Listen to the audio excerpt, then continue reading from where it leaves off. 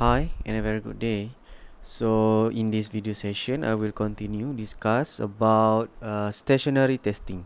Okay, right. So basically when we have our time series data, okay, the most important thing is when we want to proceed with, as example, our box Jenkins models. Okay, for our next topic, the box Jenkins models needs our time series to be stationary. Okay, because as we know, okay, there is actually a different kind of statistical properties if we have stationary series and non-stationary series. Even for stationary series also, they actually have two kind of processes, which is one is what we say as a white noise process. Okay, white noise process is a special series under stationary time series, so you have to know what are how we define the model for white noise process. And we also have a stationary series but not white noise. Okay, so in this particular topic I will discuss several stationary testing, okay, that can we perform when we have a time series and when we want to know the characteristic of our time series. Okay, alright. In the definition, as we can, I already mentioned about what we call it as autocorrelation. Okay, and now we will use this autocorrelation characteristic and we call it as autocorrelation function. Okay, so this is the definition. Okay, like we discussed in our class, when we say the correlation, okay, we actually try to figure out what are the relationship between 2 point of our series. Okay, this, okay, I use yt and yt minus k. This is actually yt and yt minus k is actually came from the same series. Okay, the same series, but the difference is, okay, minus k. K here means that if we say t minus 1, it means that lag 1. T minus 12, it means that lag 12. Alright, the past observation, if t minus 1, the past one observation. If t minus 12, the past 12 observation, and so on. Alright, okay, now what we do, we plot this autocorrelation against k. It means that we will calculate the autocorrelation for, okay, t minus 1, t minus 2, t minus 3, t minus 4, and so on. So when we plot this autocorrelation, we call it as correlogram. This plotting is actually, we call it as correlogram. Right, and our autocorrelation function will summarize the dependent structure of our time series. Okay, remember, because of our time series is in sequence of time, so there might be dependency among our time series. Okay, so it depends on the properties. Okay, it will show different pattern in ACF. Okay, as we already discussed, white noise, stationary, if there is trend, if there is seasonality, and so on. Okay, right, so let's take a look at the theoretical part of our population ACF. Okay, so for white noise, okay, by definition, if the series is white noise, okay, it should have okay, SEF, the autocorrelation should be equals to 0 for all lag. Okay, each successive y are independent and have 0 correlation. So this is the definition. But of course, when we dealing with time series, what we have is the observation of that particular period. Okay, so that we don't talk about the population SEF, but instead of that we calculate the sample ACF, the sample autocorrelation function for that particular time period of time. Okay, so this is the definition. Okay, I don't have to worry, right? Okay, so let's take a look at next topic. So here, by taking our observation and we calculate the autocorrelation function, it is known as sample autocorrelation function, and basically this is the formula. Okay, this is the formula, right? And then normally we plot the sample autocorrelation function by using software such as R or eViews and so on. They can project this ACF simply. This is actually a simple step to plot autocorrelation function in whatever software that you choose. Okay, so now alright, okay, so basically for sample autocorrelation function, okay, suppose that what we calculate is actually we calculate the autocorrelation. Okay, the autocorrelation. So this particular autocorrelation, it divide into two. Okay, it divide into two, which is we can test for individual testing. So means that, okay, we test YT with only YT minus 1 as example. We test the autocorrelation between YT and YT minus 2. That's the thing. Okay, so this individual test, okay, basically we calculate based on the confidence band of 95% confidence limit of the standard error of autocorrelation. Alright, you don't have to worry. Okay, the standard error of autocorrelation, this is the formula.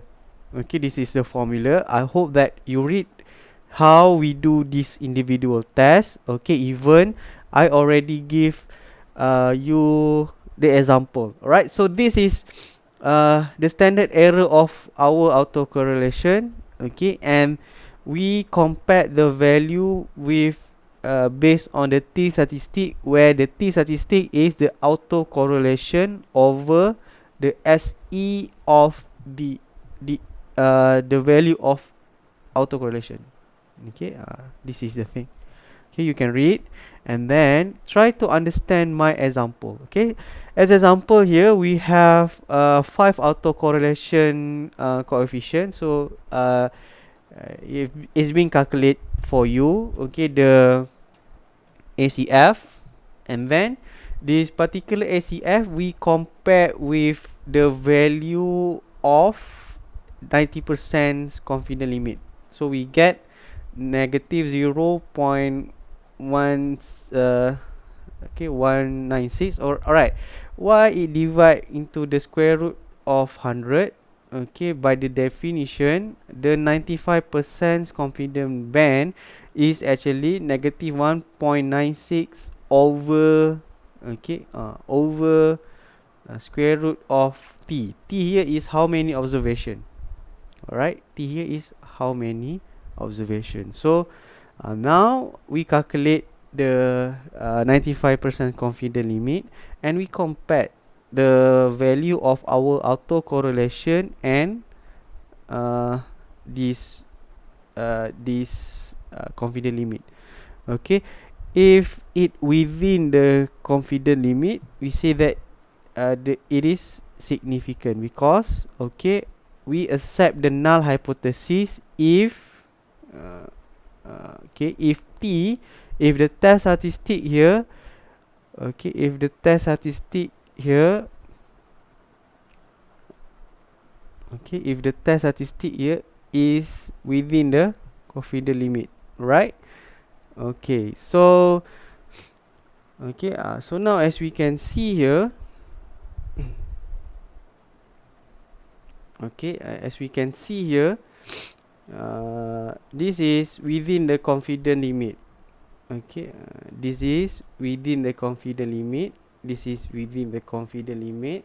Okay, so we say that it is insignificant, it means that we accept the null hypothesis. We fail to reject the null hypothesis. Okay, so we accept. It means that based on the hypothesis here, if we fail to reject this null hypothesis, okay, our individual test for that particular lag period, okay, we say that it is a white noise. That's individual test. And then we have what we call it as joint test. Okay, this joint test we call it as Young-Box test. Okay, or sometimes we call Box-Young test. Okay, this is actually quite okay, I think I pronounce it right. Okay, but you can check it in the internet. Right, so instead of we calculate we test individually, it means that we test the autocorrelation between yt and yt minus 1 only, yt and yt minus 2 only. Now we will do joint autocorrelation test. It means that suppose that we select the lag up to 12. It means that the past 12 observation. So we will use this statistical test to test the autocorrelation from yt not from autocorrelation for yt and yt minus from yt minus 1 until yt minus 12. Alright, so that's the thing.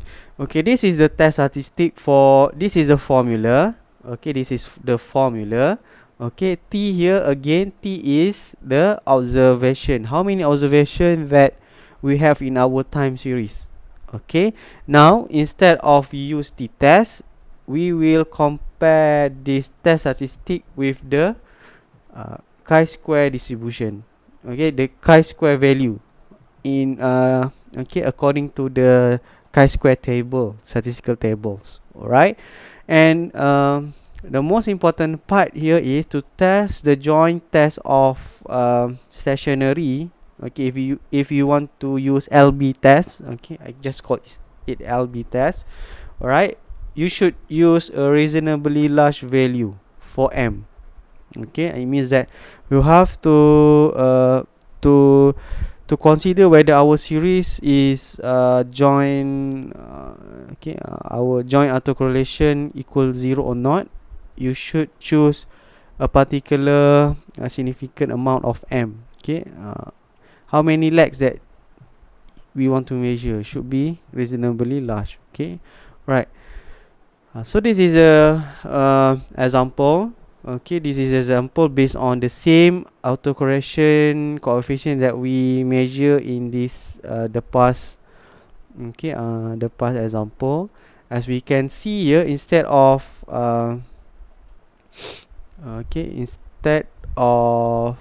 only one value, okay,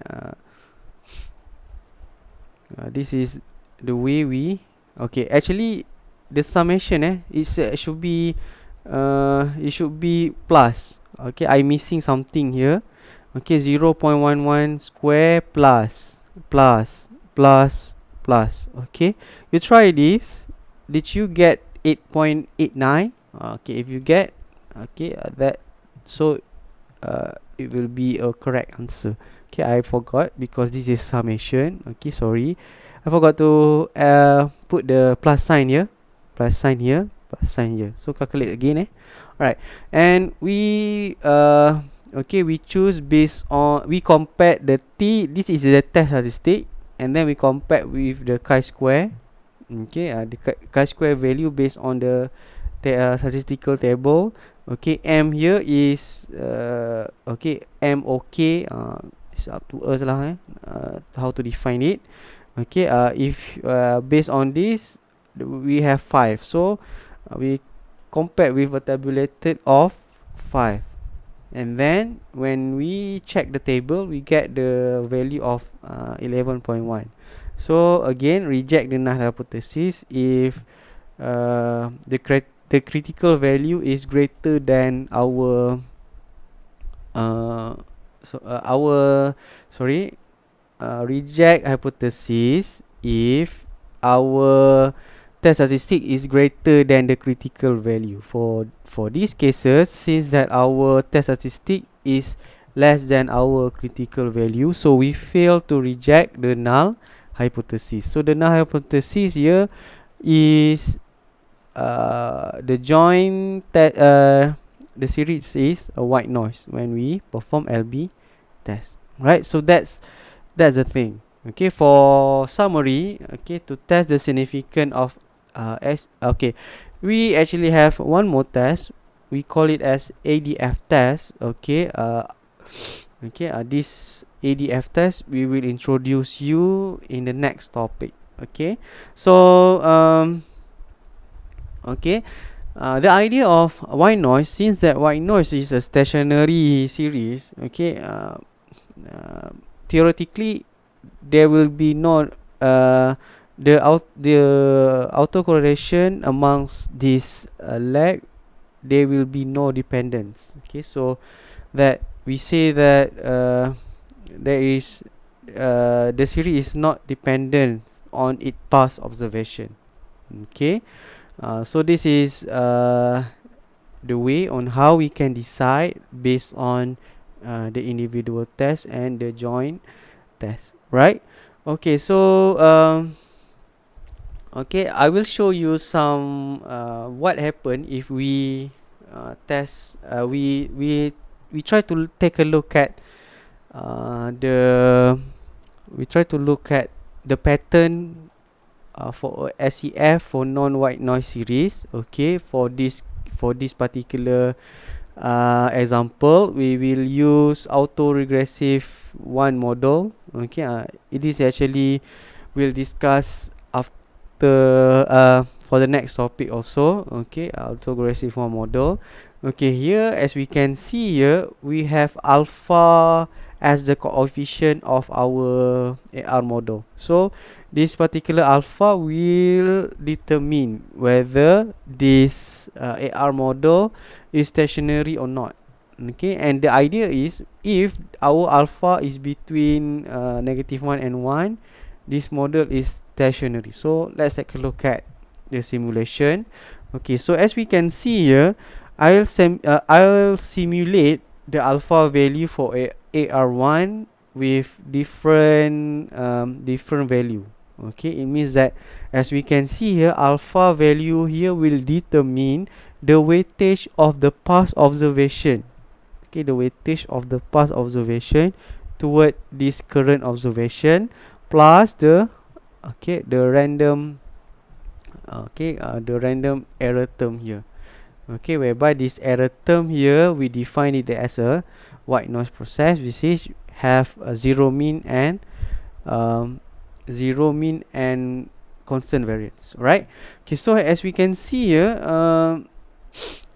this alpha, when we change the value, okay, 0.3, 0.5, okay, as we can see here, the stationary state of our AR1 will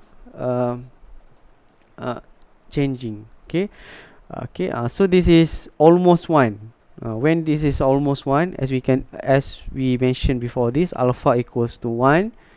Okay, not stationary, so it will lose the pattern of stationary series. Okay, and when we plot the correlogram, okay, this is what we call it as correlogram. Okay, when we plot the sample ACF for the simulated AR1, okay, when we increase the value of our alpha, okay, this is the dependency of the past observation YT and YT minus 1. Okay, as we can see here, the pattern is decaying slowly. The dependency of our lag value and the past value is decreasing. Okay, slowly.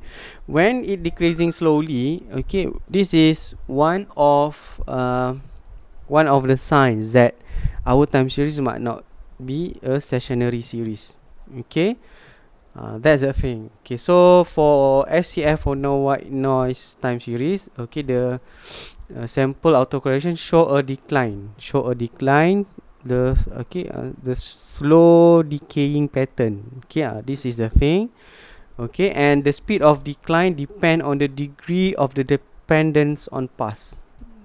Okay, and again we have to perform the stationary test first before we conclude whether our series is stationary or stationary. Okay, so the idea of this is okay, as we can see here, this is a not this is okay, if more than one, it's not stationary, but for AR1 model it is a non-white noise. Okay, okay, non-white noise, even though that it is non-white noise, but it's still stationary. Okay, so this is the SCF, the SACF for non-white noise. Okay, okay, non-white noise is, we still say that it is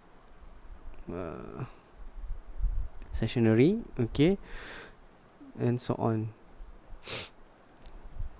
Okay, so that's the thing. For summary, okay, this is the summary by using SACF. Okay, a stationary time series show that SACF that quickly dies out. It means that this particular dependency die out quickly. Okay, so that's the definition of by using the SACF. How can we determine whether it is stationary or not?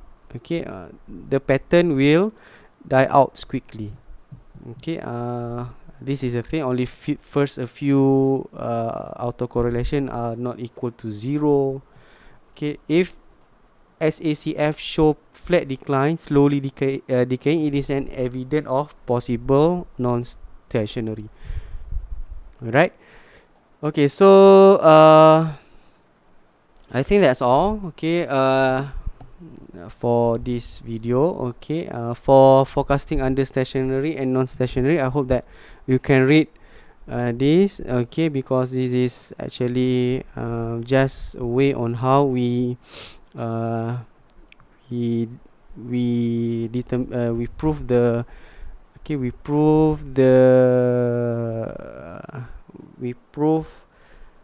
the state of the expected value of one period of time. Okay, I hope that you can read it later. Okay, so guys, thank you for listening.